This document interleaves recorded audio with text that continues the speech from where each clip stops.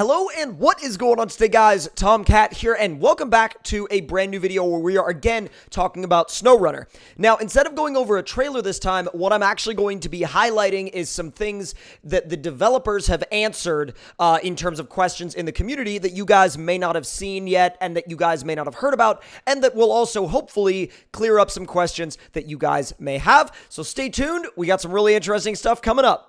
So let's go ahead and jump into some of the questions that the developers have answered recently since the latest trailer was released. Now, obviously, after the latest trailer was released, people still were flowing many questions towards the developers, and this was one of them.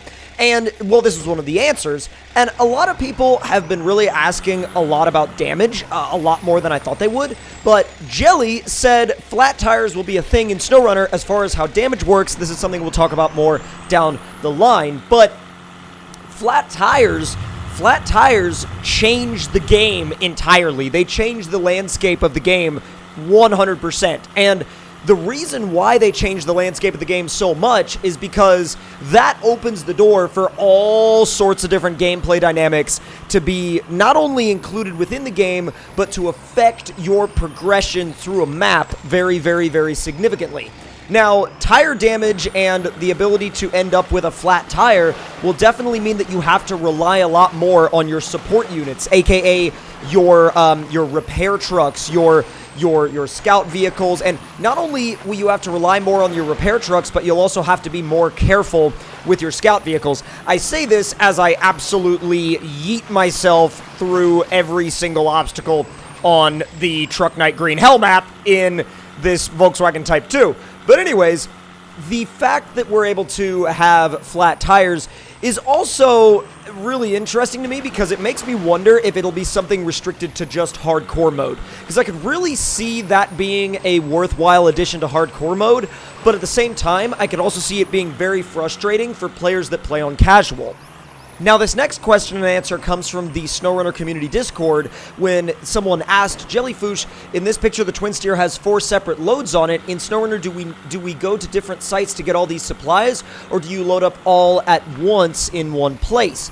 And he says, you can load them all in one place, but it depends on what you're doing, and that might not always be in your best interest. So it's a bit of an odd answer, and it's a bit of a confusing answer, at least for me, because it's not necessarily completely confusing, but basically it seems like what he's saying is you can choose to either load everything up at once, or you can pick those things up from different individual sites, which is interesting because, I mean, it's not that big of a addition. I mean, you're able to load half of a truck and then go to another location and load another part of a truck.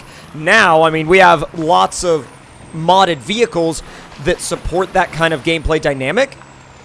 Although, I'm curious as to see how deep that goes in terms of affecting the gameplay, essentially.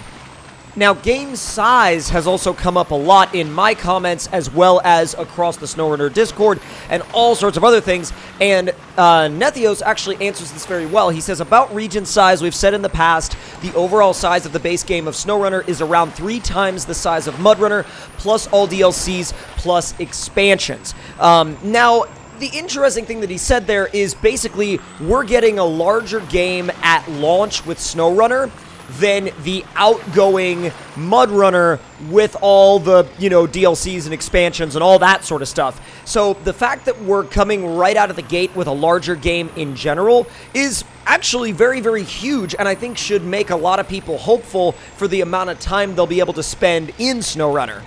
Now, to follow that up, Nethios also says playtime is difficult to estimate for sandbox games. As you said yourself, many of you will probably spend thousands of hours in SnowRunner, but a rough estimation would be more than 100 plus hours to complete all missions, probably more, and that it depends on your playstyle, which means, whether or not you're interested in just kind of roaming around the map doing your own thing, or if you are very, very, very objective-based in terms of your gameplay and you just start up the game and just hammer out all the objectives as quickly as possible. But it looks to me like even if you do play the game from the standpoint of starting it up, starting a game, and hammering out the objectives as quick as possible. By the way, I caught the bus. First time I've ever done that. But anyways, back to what I was saying before. If you play the game strictly from an objective-based mentality and you hammer out the objectives just as you go, it will still take you 100 plus hours to finish everything that there is to do. And, you know, with how people have busy lives, this game is going to take a long time for most people to complete all the way through. Now, you know, if you have a bunch of free time or if you're home all the time, it might take you a little bit less time to actually go through it all because you can sit down and really dedicate the time to it. But even then, there's a lot of substance here and there's a lot of gameplay here that we'll be able to dive into. And after hearing that, I'm curious as to what your thoughts are in the comments about how long you think the base game, I'm not talking about like with DLC or with any add-ons or with any mods, but I want to hear your opinions in the comments on how long you think the base game will remain entertaining to you guys for in terms of gameplay and in terms of what you guys are going to play like yourself. You know, do you anticipate playing this game for a month? Do you anticipate playing this game for 6 months? Do you anticipate playing this game for a few years? Let me know in the comment section down below. Now, this next one is a bit of a doozy because Nethios actually said that we have a lot of content planned post-release and we'll have a trailer detailing the Season Pass in the coming weeks. So whether or not you're a fan of Season Pass style content, that actually means that they pretty much have a full DLC schedule already planned and prepared, because I know a lot of you guys were asking me about DLC and if I knew what their plans were with DLC, and I think that comment right there from Nethios actually really does a good job of illustrating what their DLC plans are, because it definitely confirms that they have a full schedule of it planned and on the way. So let me know in your opinion in the comments below. Let me know what you're hoping to see in terms of DLC for SnowRunner, based on what we've seen in the game so far and what you guys would like to see in the game, because I, for one, would really like to see some vehicle DLCs as well as some environment DLCs. But I think because of the fact that they're going to be really encouraging the mod support, especially on consoles now, that I think that it almost might be more in their best interest to focus on environments and maybe even, you know, scenarios and more like story-based stuff for DLC, because I feel like the modding community will most likely take care of the vehicle support in the long run. But I don't know, that's something else that I would like to know your thoughts on in the comments below. Now, I know a lot of you guys asked about wiper blades and whether or not they would be functional. And while it's not something that I had actually thought of off the top of my head, it was something that I was curious about. And Nethios actually also addressed this by saying weather in the game only impacts the visuals, meaning it does change something in the cockpit view, but that's it. Windshield wiper blades won't be functional. So whether or not you were excited for wiper blades working or not, sorry to disappoint you there, but wiper blades will not be a working, functional aspect of the cockpit view of this game. Now, he did say that there will be an aspect of the interior view that will change visually with the weather, and what he's probably talking about is something along the lines of water droplets accumulating on windshields or things like that. But the thing is, if water droplets accumulate on your windshield, how are you supposed to get rid of them without windshield wipers? So that's going to be an odd one to see how it plays out. I'm very interested and curious to see how that plays out now that it's been brought up and brought into the light and brought to the forefront.